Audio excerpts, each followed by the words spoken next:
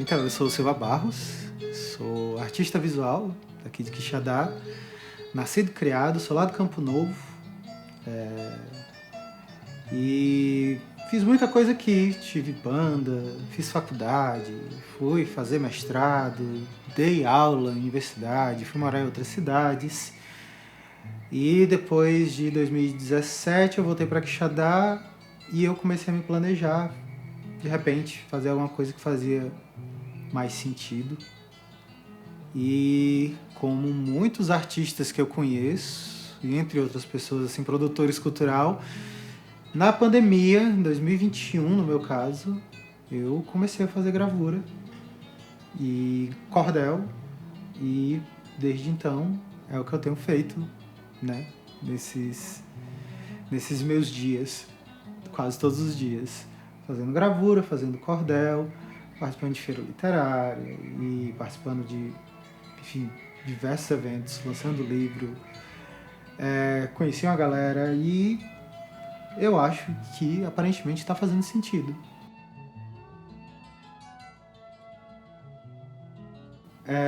Parece que eu sempre gostei de gravura, ou daquilo que é influenciado por gravura, porque o anime japonês, aquele estilo, né, tipo assim, vem do ukiyo-e.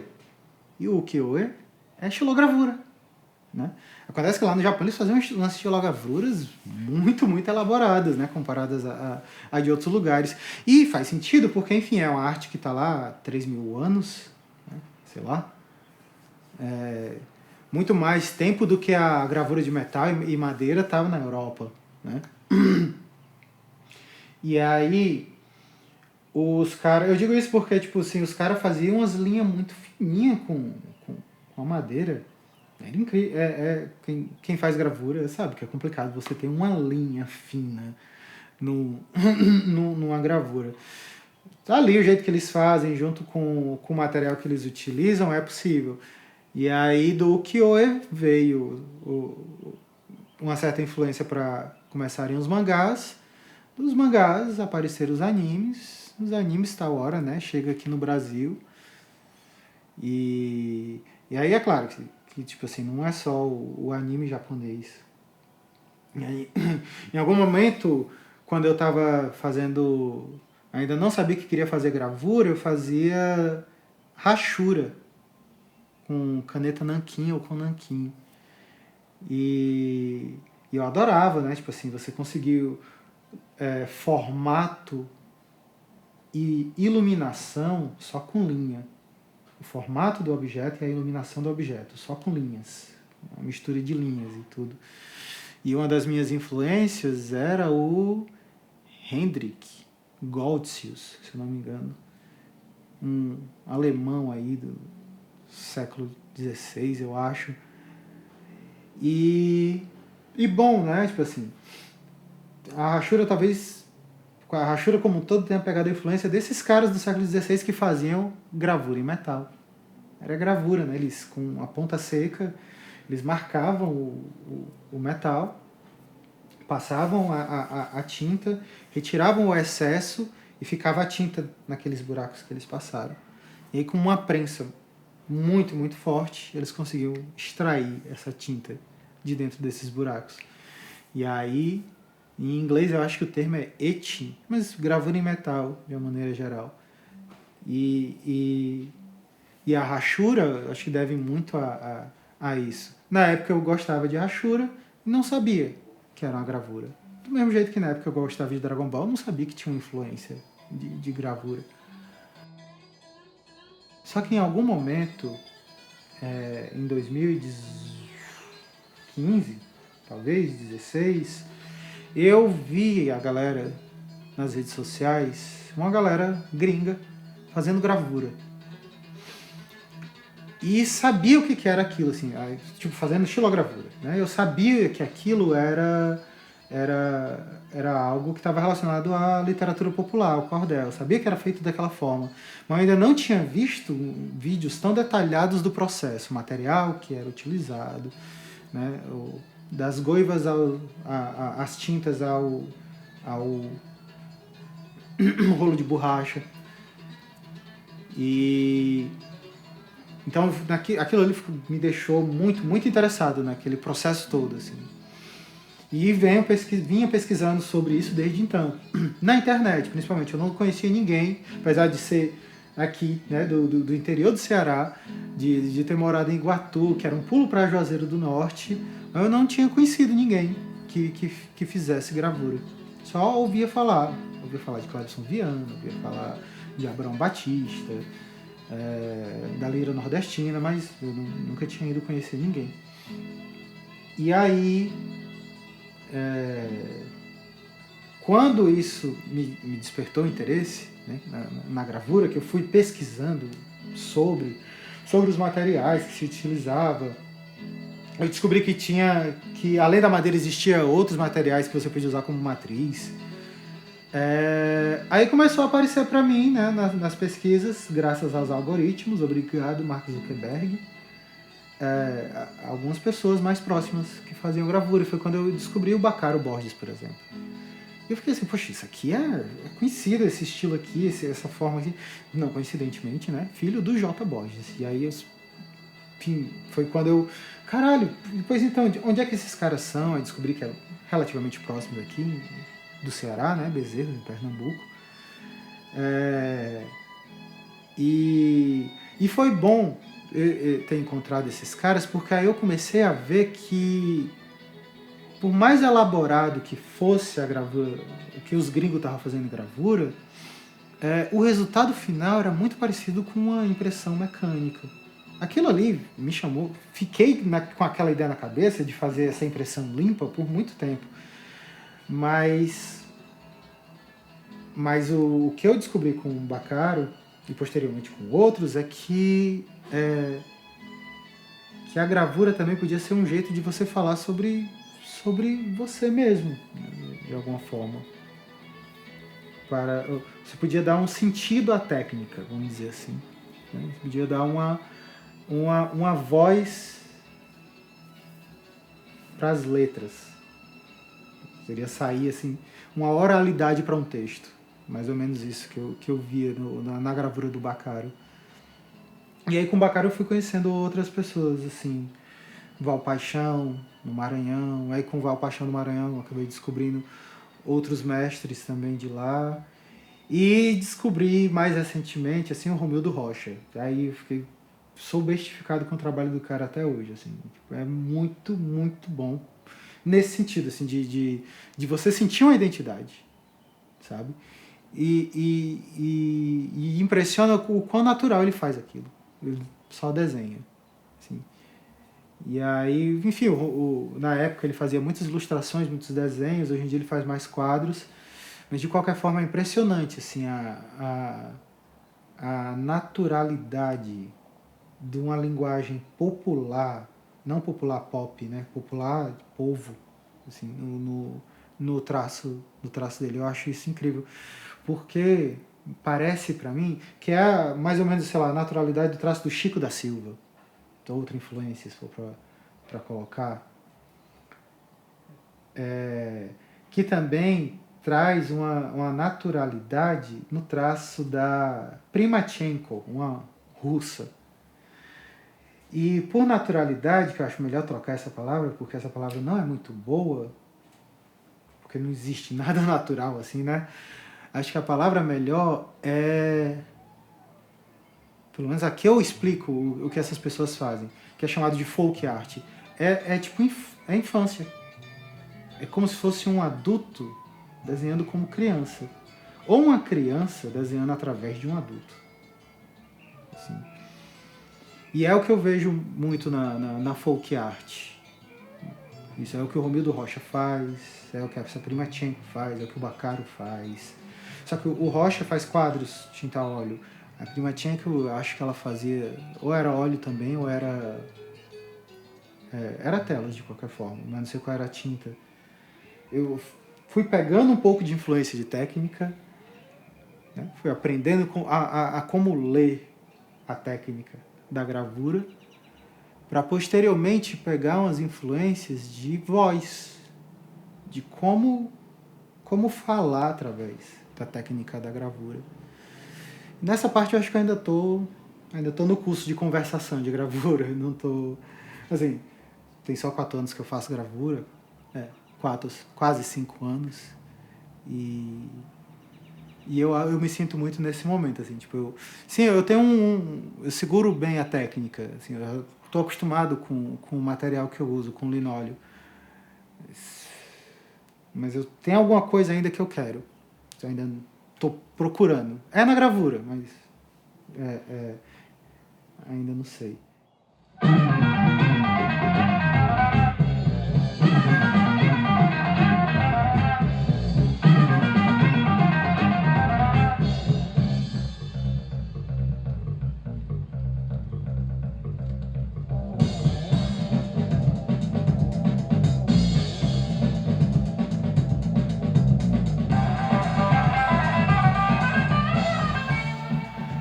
Porque eu desenho desde que eu me entendo, assim, por gente, talvez, sabe?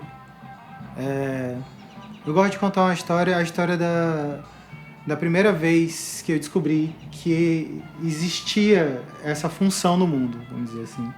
Eu estava na garupa da bicicleta do meu pai, a gente estava perto do Chalé da Pedra, que era tudo mato, em uma cerca, assim. No caso, provavelmente a gente estava no Bar do Duarte, acho que o pai estava tomando umas, ou ia tomar umas, uma coisa assim.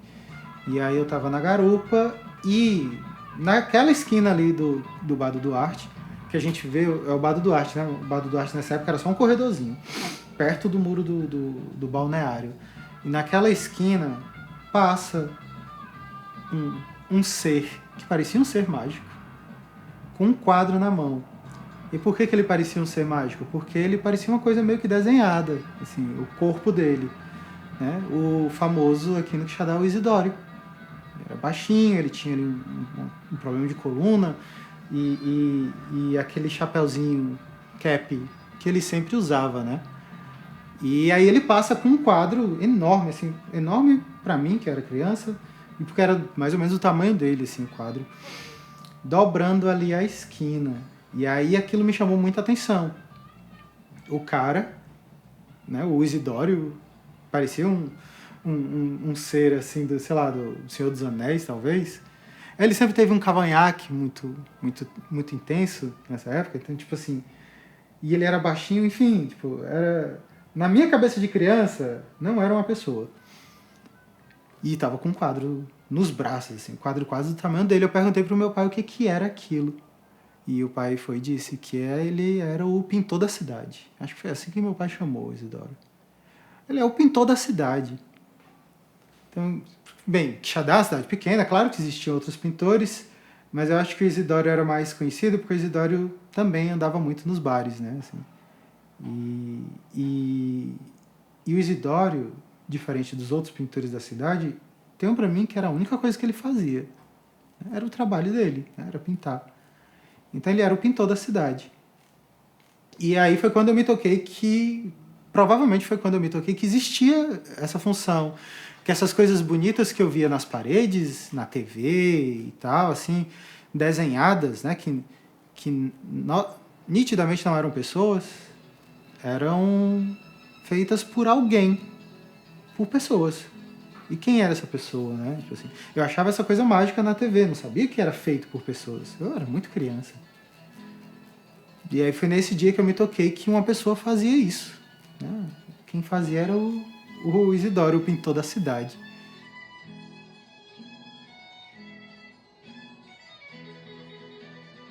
Outra coisa que eu gostava muito e que despertou um pouquinho depois aí era música. Eu gostava muito de música, meu pai gostava muito de música. Ele... A gente não tinha TV em casa, mas sempre teve um rádio ou algum sonzinho, assim. E eu gostava muito de música também. Existia uma promessa aí de que eu ia ganhar uma sanfona em algum momento da minha vida, né? Nunca chegou a sanfona, mas um dia chegou o violão. E aí eu já sabia tocar um pouco. E música é massa, né? Assim, eu já estou na adolescência, assim, porque música você junta uma galera, né? Alguém toca, alguém canta, arranja outro violão. E aí eu tive uma banda com alguns amigos lá do Campo Novo. E eu acho que a primeira vez que eu ganhei dinheiro com arte, talvez tenha sido com música. Né? Tenha sido tocando aqui na noite. Cheguei a tocar no Bom Motivo, cheguei a tocar no Balneário, toquei no Chalé. Eu e vários outros amigos. Aí várias formações, assim, né? É sempre em grupo música, né? Dificilmente, mesmo voz e violão, a pessoa não faz sozinho. E quando faz, cansa pra caralho.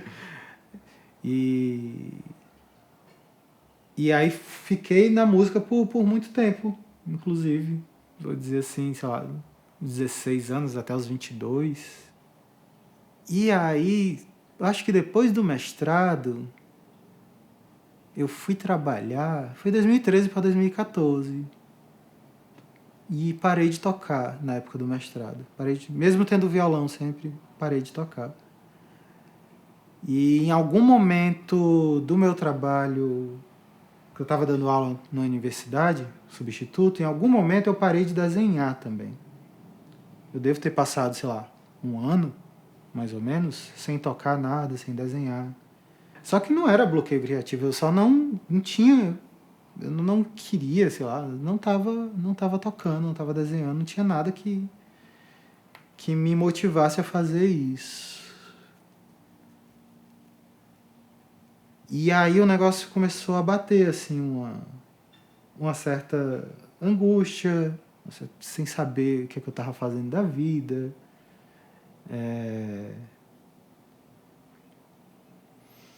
Foi quando começou a nascer a vontade de, tipo assim, de voltar. Se fosse tocar ou fosse desenhar. Tipo, na época eu não tinha certeza. Se fosse fazer qualquer uma dessas coisas, assim. Só que aí eu ficava, mas, porra, como é que eu vou pagar as contas, né? Como é que eu vou sobreviver? Como é que eu vou ser adulto? Com música, ou com desenho, ou com as duas coisas. E aí eu nunca botava esse projeto pra frente. Talvez tenha sido por aí, talvez não, é certeza que foi por aí que nasceu o Silva Barros, foi nessa época. Né? Tem mais ou menos, tem quase 10 anos, na verdade. O nome nasceu numa brincadeira.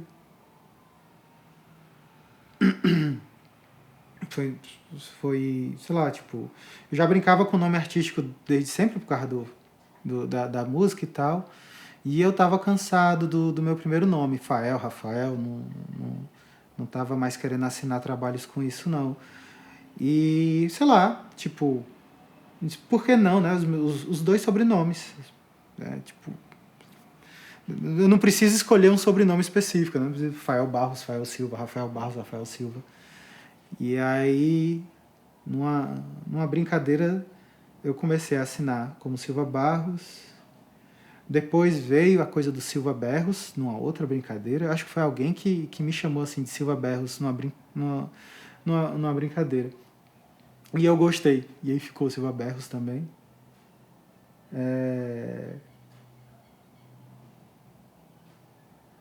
E não sei, em algum momento, né, 10 anos atrás, Silva Barros nasceu. Eu comecei a botei para valer o lance de, não, vou fazer isso aqui, vou pagar minhas contas com isso aqui. Isso já foi em 2023. Foi dia desses. Que Silva Barros, de repente, alcançou a maioridade. Em algum momento, tipo assim, não, Silva Barros, agora você vai pagar minhas contas. Porque tá dando certo. Você quer tempo demais para fazer suas coisas, né? Tipo assim, fazer gravura, aí tinha que fazer ilustração, aí tinha que fazer cordel. Então não dava pra estar inventando outros trabalhos. Eu ainda fiz uns bicos, trabalhei num site, HTML aí de um site. Mas em 2023, assim, não, Silva Barros vai ter que dar um jeito aí de pagar o cartão de crédito e a internet, porque não tô mais tendo tempo não para fazer mais nada. Porque não ia mais trabalhar de noite, estava muito cansativo, trabalhar final de semana, né, assim, impossível. E eu acho que, enfim, Silva Barros colocou a Aluá em 2021, junto com o Rodrigo. E junto com a Aluá, eu encontrei esse lugar onde o Silva Barros poderia existir. De 2018 para cá, que eu fiz essa escolha para que ele pudesse existir. E mais recentemente, eu só perguntei, tipo assim, dá certo sustentar a gente? Dá, então pronto. Então continua aí. Vai continuar existindo, por enquanto. Acho que tá bom, né? Tipo assim, sou daqui, meus pais são daqui, eu não quero ir pra outro lugar, eu gosto daqui. Aqui não gosta muito da gente, mas fazer o quê, né?